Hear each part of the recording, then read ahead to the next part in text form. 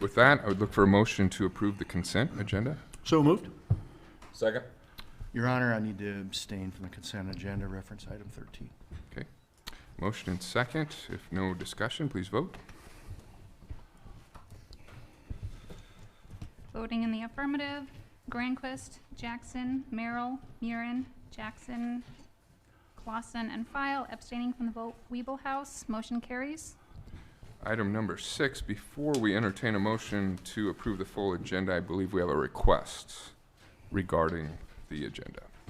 Please come forward.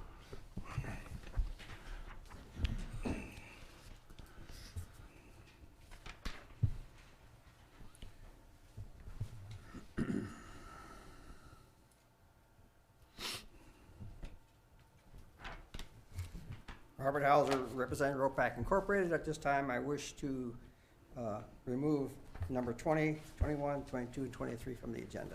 Okay, thank you, Mr. Hauser. Request to remove items number 20 through 23 from the full agenda.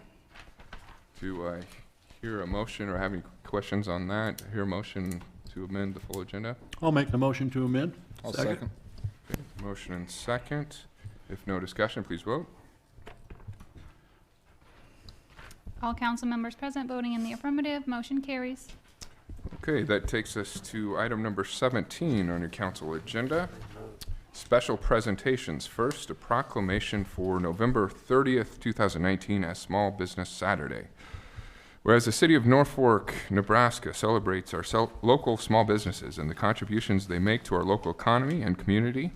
According to the U.S. Small Business Administration, there are 30.7 million small businesses in the U.S. They represent 99.7% of all firms with paid employees in the U.S., are responsible for 64.9% of net new jobs created from 2000 to 2018, and small businesses employ 47.3% of the employees in the private sector in the United States. 94% of consumers in the United States say Small Business Saturday has had a positive impact on their community, and 92% of companies planning promotions on Small Business Saturday said the day helps their business stand out during the busy holiday shopping season, and 59% of small business owners said Small Business Saturday contributes significantly to their holiday sales each year. And the city of Norfolk, Nebraska supports our local businesses that create jobs, boost our local economy, and preserve our communities.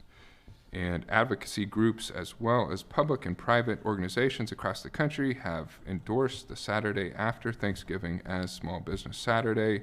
Now, therefore, be it resolved that I, Josh Moaning, Mayor of the City of Norfolk, Nebraska, by the power vested in me, do hereby proclaim the November 30th, 2019 as Small Business Saturday in the City of Norfolk, and urge the residents of our community and communities across the country to support small businesses and merchants on Small Business Saturday and throughout the year.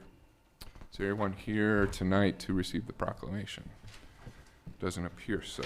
So we will move to number 18 on your council agenda, proclamation for the Norfolk Counts 2020 census. 2020 census proclamation. Whereas the next decennial census will take place in 2020, and for the first time, residents can respond either online, by phone, or by mail in over 17 languages.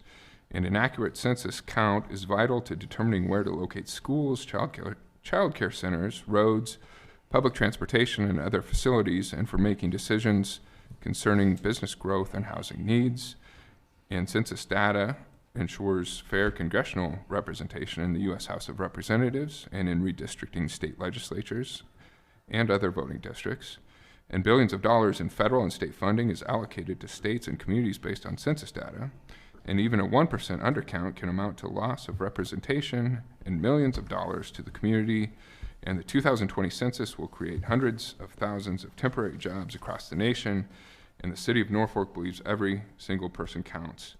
And the city of Norfolk has agreed to be one of the governmental entities in Nebraska to enter into direct partnership with the United States Bureau of the Census with the formation of a complete count committee. And now therefore be it resolved that I, Josh Moaning, Mayor of the City of Norfolk, Nebraska, do hereby proclaim the kickoff of Norfolk Counts and the importance of every resident participating in the 2020 census. Is there anyone here tonight to receive the census proclamation? Does not appear so. So we will move to item number 19 and open a town hall meeting to receive comments on the Northeast Nebraska Solid Waste Coalition budget and rates for the fiscal year ending September 30th, 2020. And to open the meeting, Randy, could you give us some background, please? Yes, Your Honor. This is a requirement of the interlocal agreement that created the Solid Waste Coalition. According to the interlocal agreement, there's a town hall meeting held on the budget each year in the three largest coalition communities. Norfolk's one of those, Fremont and Columbus are the other communities. You have in the agenda packet the proposed coalition budget for the fiscal year ended September 30, 2020. This was approved earlier this month by the coalition board for taking to the town hall meetings. The tipping fees remain unchanged at $24 per ton. And the budget also assumes that Waste Connections continues to operate the landfill with no fee increase. Balance forward increases over $1.3 million, going from a little over $4 million last year to about $5.4 million this year. We normally increase the fund balance about $1 million a year just due to normal operations. And we had this year a bigger than normal amount of garbage because of the March flood cleanup. Use fees increase over $90,000 or more than 3.4% due to a $3,762 ton increase budgeted for regular waste at the coalition, with tipping fees at $24 per ton. Use fees are $2.7 million. Interest income increases $45,000 due to an increase in fund balance, an increase in budgeted interest rate from 1.5% last year to 2% this year. Given the recent interest rate cuts, this may be overly optimistic. Personnel cost increase almost $4,000 or about 4%. This is due to the 2.5% cost of living adjustment, normal merit pay increases. Disposal fees increase almost $21,000, about 2%, due to the increase in budgeted tonnage. Office equipment maintenance increases $4,000 due to a new security system. And the big increase is in other professional fees, which goes up $336,209. Primary reason for this is $350,000 budgeted for a master plan. We'll be looking at what we can do possibly to extend life at the current site, or other options such as that, among other things that the master plan will do. And the capital outlay has $150,000 in it for landfill gas migration vents. There's been some methane showing up in the gas monitoring wells, and if that continues, Department of Environment and Energy will require these mitigation vents. Also included in the agenda packet is a post-closure care fund. Transfer from the operating fund increases almost $36,000, or a little over 11%, going from $316,700 last year to $352,500 this year.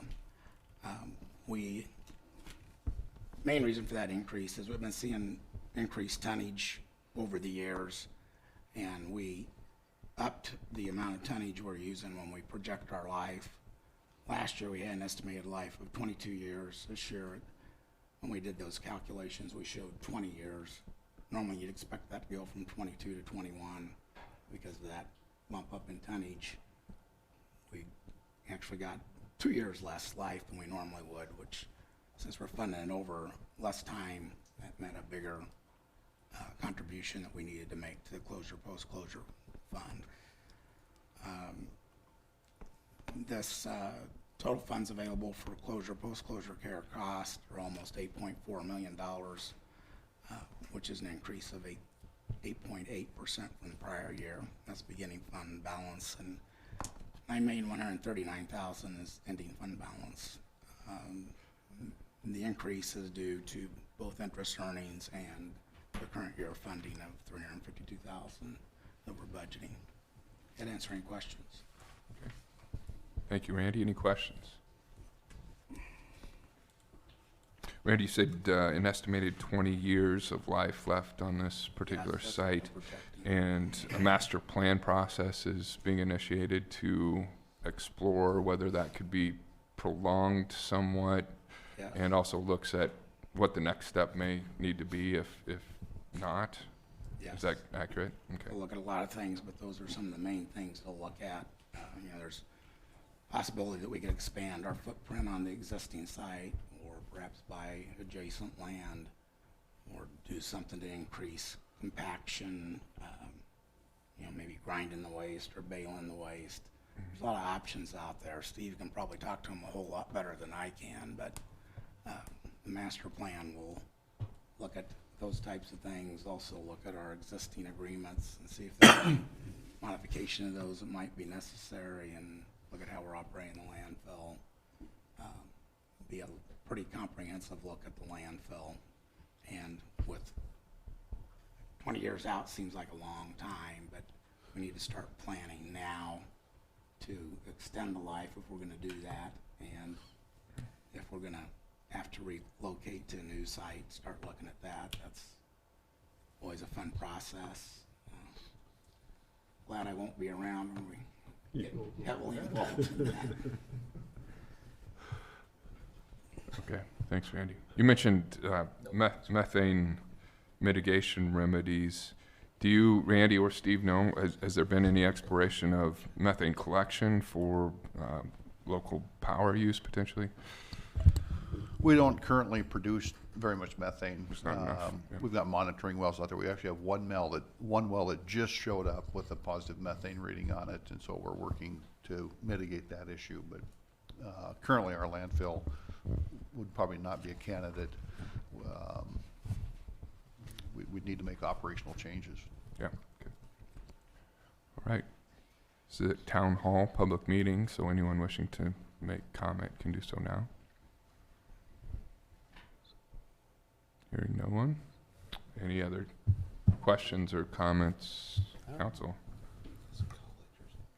Hearing none, I will close the meeting, and we will move to item number 24 on the regular agenda. We look for a motion to consider resolution number 2019-69, approving a sidewalk waiver for Dallas McKillips at 808 Forest Drive. Your Honor, I'd move for consideration of resolution number 2019-69. Second that, Your Honor. Okay, motion and second. And Val Grimes, our city planner, could you give us some background on this, please? Yes, thank you. This is in Woodland Park, and it's on the east side of Woodland Park. Supposedly, it's about one of the last vacant lots out there to be built on. It's kind of going into a cul-de-sac area.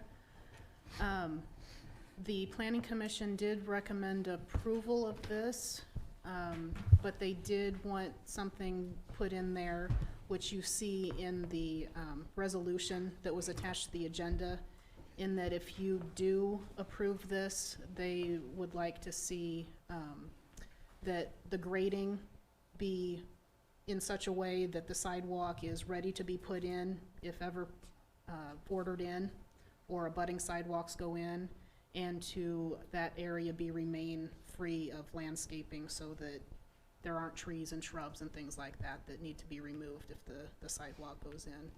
And the applicant is in the audience today if you have questions. Okay, thank you, Val.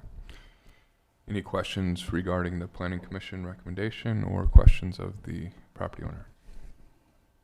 I guess my question is, what triggered this? Are we building a new house, or what's going on out there? Yes, a building permit was turned in for a house on this vacant lot, so Okay. that triggered the sidewalk. And this is the lot, how far away is the adjoining sidewalk to the, I'm guessing west, would that be correct? I just did a measurement on GIS. There is this lot and then 3 houses to the east that do not have a sidewalk, and then another house that does. And then and that's about 200 feet away. And then to the west, there is sidewalk about 500 feet away, and that's getting into the school area.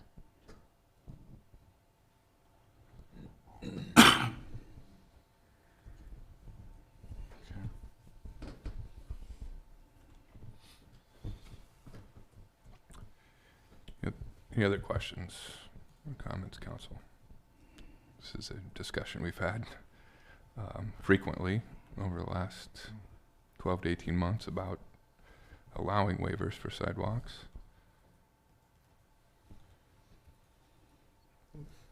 I don't know, Mr. McKellips, if I could ask you a question?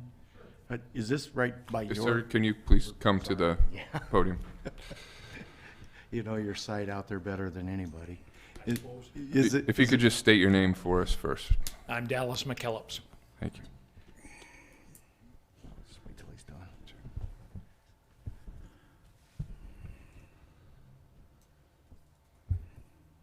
Is this right next to your house, or a little further to the west, or where is this exactly? It would be to the west of my house. Okay.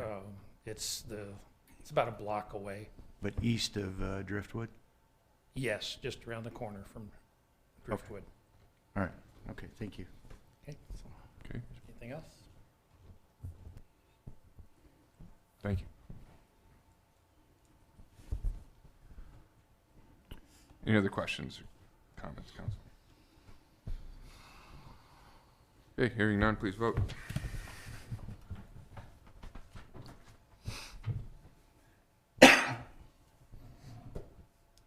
Voting in the affirmative. Oh boy, I cannot. Granquist, Langy, Merrill, Jackson, Clausen, and Murin. Voting against the resolution, Weeble House and File. Resolution 2019-69 is adopted. Okay. Takes us to item number 25. I would look for a motion to consider ordinance number 5642, amending City Code Section 2-110 to add an exception allowing the council to authorize the purchase of used equipment without following the formal bidding process. As a note, ordinance number 5642 passed on first reading at the November 4th, 2019 City Council meeting. Your Honor, I'd move consideration of ordinance 5642 on second reading. Second. Motion and second. We had a fairly extensive discussion of this at the last meeting. Council, any further discussion or questions or comments? Okay, hearing none, please vote. Or short title, I'm sorry. Brianna. An ordinance of the City of Norfolk, Nebraska to amend Section 2-110 of the official city code to add an exception allowing the council to authorize the purchase of used equipment without following the formal bidding process, to provide when this ordinance shall be in full force and effect, and to provide for the publication of this ordinance in pamphlet form. Okay, thank you. Now please vote. All council members present voting in the affirmative. Ordinance 5642 carries on second reading. Your Honor, I'd move that we suspend the rules and pass ordinance number 5642 on third reading. Second. Okay, motion and second to suspend the rules and pass on third and final reading. If no discussion on that, please vote. All council members present voting in the affirmative. Ordinance 5642 carries on third reading. Item number 26 would look for a motion to consider approval of change order number 1F with J.H. Hesby Company Incorporated for the Embrace Park restrooms to project, resulting in a net increase of $1,866. Your Honor, at this time, I'd like to declare a conflict of interest on this and will be abstaining from discussion and/or voting. Okay. I'll make the motion. Councilman? Second. Motion and second. Steve, could you give us some background on this, please? Mayor, Council, this is the final change order for the Hesby construction project to build a restroom at Embrace Park. After awarding the project and getting ready to stake the project out for construction, it was determined that there was a major electrical line that kind of ran through about the center of the restroom. So we adjusted that a little bit to the west. That was going to be the cheaper alternative. It did place the facility kind of right on the main irrigation manifold, so we had to adjust the irrigation manifold, which is what this cost is here. Okay, thanks, Steve. Any questions? Council. Hearing none, please vote. Voting in the affirmative, Granquist, Merrill, Weeblehouse, Murin, Jackson, Clausen, and File. Abstaining from the vote, Langy. Motion carries. Item 27 would entertain a motion to consider approval of letter agreement amendment number 1 to the original engineering services agreement with Olson Incorporated for the Northeast Industrial Elevated Water Tower and Booster Station Improvements Project for an amount not to exceed $48,452. I'll make the motion, Your Honor. Second. Motion and second. Again, Steve, some background on this, please. Mayor and Council, this would be an amendment to Olson's contract to provide construction administration services for the Northeast Industrial Water Tower. The amendment would be for $48,452, approximately 2.5% of the cost of the construction. I'd also point out that the actual engineering services at $75,650 is just approximately, just a little over 3% in terms of a percent cost of construction. So between the two, for engineering services between design and construction, we're at about 5.5%. So very reasonable cost for those two items. Okay, thank you, Steve. Any questions or comments? Hearing none, please vote.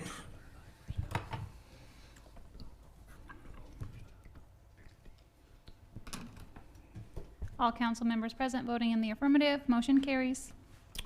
Item 28, we'll look for a motion to consider approval of change order number 2F with Retchens Construction Incorporated for the Legacy Bend First Edition and Victory Road Detention Cell Improvements Project, resulting in a net increase of $3,001.05. I'll make the motion. Second, Your Honor. Motion and second. And again, Steve, some background on this, please. Mayor and Council, this would be the final change order for the Legacy Bend Drainage Cell Improvements. This change order is for $3,000. It is not really one specific item. There's probably around 15 to 20 different items in the bid schedule that are being adjusted. This is what we just kind of call a final progress change order. I would say the major items I would point out would be related to the erosion control blanket that we had on the project, a reduction in that particular item. And then the hydro seeding, hydro mulch was one of the larger increases there at $2,730. In general, I would say the $3,000 increase is related to erosion control measures at that large detention cell. We have had over the last winter some erosion control issues out there, and so wanted to do our best effort to stabilize that kind of going into this next winter and spring. Okay, makes sense. Thank you, Steve. Any questions? Hearing none, please vote. All council members present voting in the affirmative, motion carries. And that concludes this meeting of the Norfolk City Council. We are adjourned.